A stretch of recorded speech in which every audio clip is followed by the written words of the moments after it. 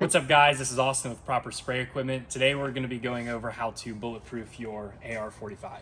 So you are going to need a couple things for this job. As far as your hand tools go, you're going to need a little magnet, a couple 3/8 extensions, 3/8 ratchet, 13mm wrench, 13mm sockets.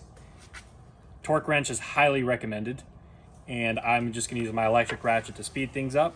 As far as your parts go, you are going to need a outlet manifold piece.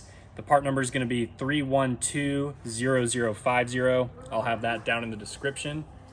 Basically, this is the updated piece that does not have this thread in here. So you're basically bypassing the leak point.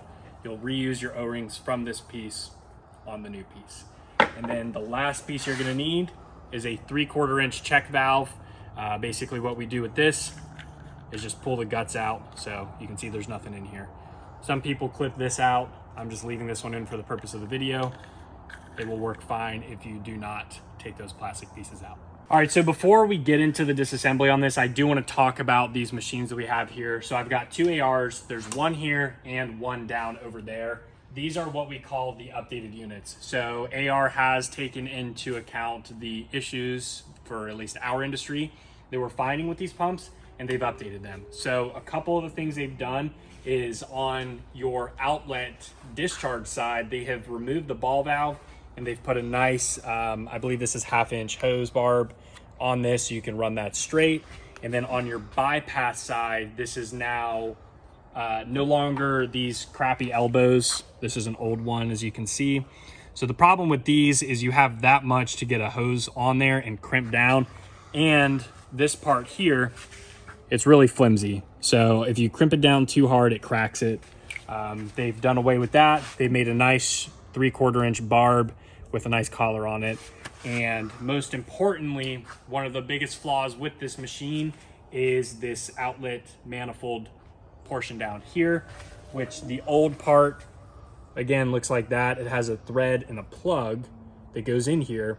And over time, this does vibrate and it'll form a hairline crack and stuff will leak out. So they have updated all this stuff, so you really don't have to do any quote bulletproofing anymore. We're just going to go through this video for those of you that do have the older batch of machines and you're looking for ways to not have to touch this. All right, so the first thing we're going to do is take our 13mm socket and our ratchet, and we are going to work on disassembling the outlet side of the pump here. Because this is a machine that has not been hooked up, we don't have to mess with disconnecting all the plumbing and the other stuff. So if you have your bypass line and your outlet hooked up and your inlet, you are going to have to go through and, unhook that stuff first. But we're just going to get into undoing these bolts. So you've got 2, 4, 6 of these bolts. These are going to be different lengths than these 3 here. They are all 13mm. So we're just going to crack them loose at first.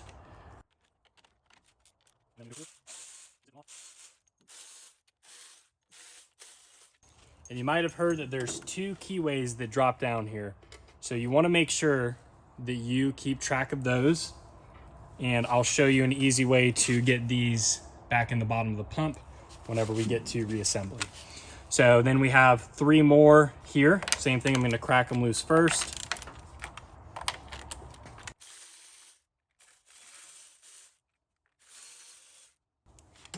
And now this entire outlet piece is pretty much ready to pop off. So you just pull it right off.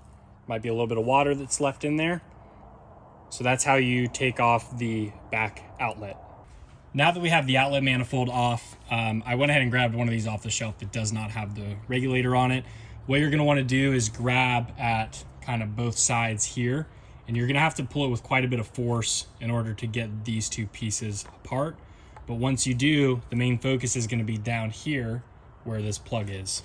So what we're gonna do is, again, just work this off.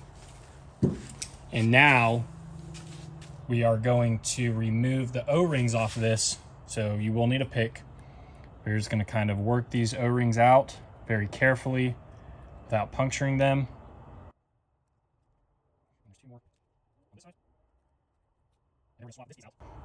With the new piece for the manifold. And we're just going to reassemble the O-rings like so. And now you can see the difference again is quite a bit. You don't have a plug with this and you're not going to have a leak point. So all of the internals are the same. You're just getting rid of a failure. So again, this is meant for pest control so they can drain the pump or do whatever they need to do, but we don't really need it for what we're doing.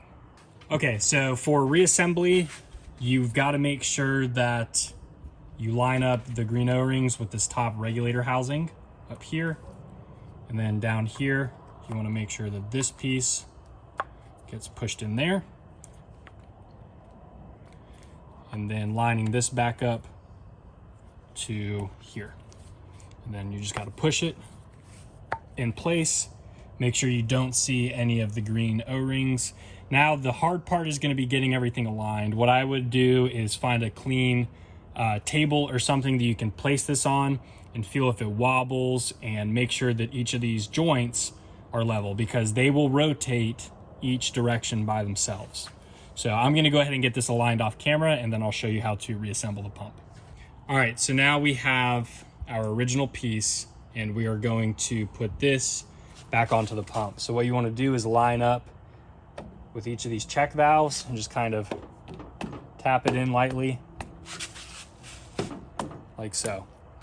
So now that that is reassembled, we're going to take our bolts, and just as a reminder, there are two different lengths. So these long ones are going to go in here, and the short ones are going to go in the center section. And you'll find that you only have 3 short ones and 6 of the long ones. So that's where they go. We're going to go ahead and get them all back in place. You want to make sure you hand thread them in first, so you don't strip the aluminum housing.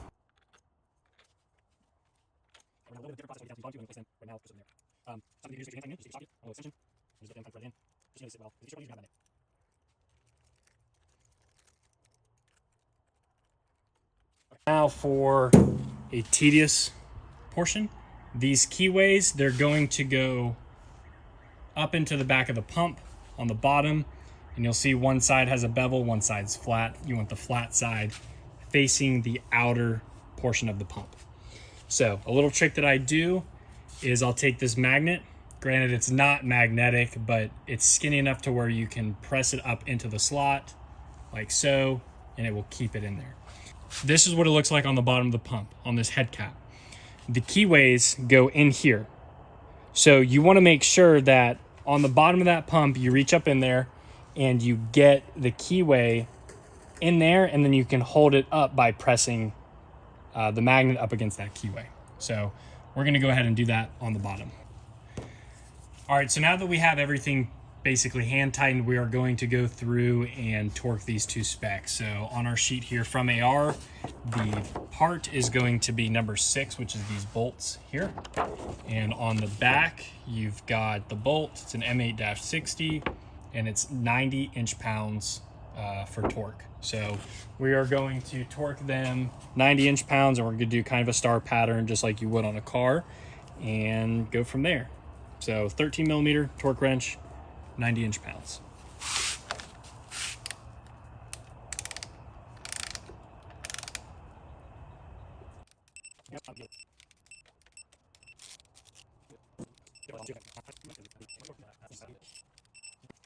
In the event that your machine is stuck with one of these lovely elbows, we're going to remove this and replace it with a check valve. The reasoning for replacing it with a check valve is the thread is a little bit weird. So the check valve has this nice recess on this lip, and it allows it to basically screw on without stripping this plastic off. So the functionality of this check valve is not being used. It's just the threads and the recess of this lip here. So we're going to go ahead and tape this before applying the check valve. You want to make sure that your tape is pretty tight and that you massage it in one time just to ensure that everything is seated. And just for good practice, we are going to put the arrow facing outwards, and we are going to thread this on. And again, you do want to be patient with this so it doesn't strip or cross thread. And this does not have to be crazy tight, just snug. So now that part is bulletproof, and you can just throw in a 3/4 inch barb, which I will show you now. So here's two examples of fittings that are used for this bypass. Typically you would run a 3/4 inch straight or a 3/4 inch 90, and it makes it really easy to now thread in and get a nice normal hose clamped on there without it cracking.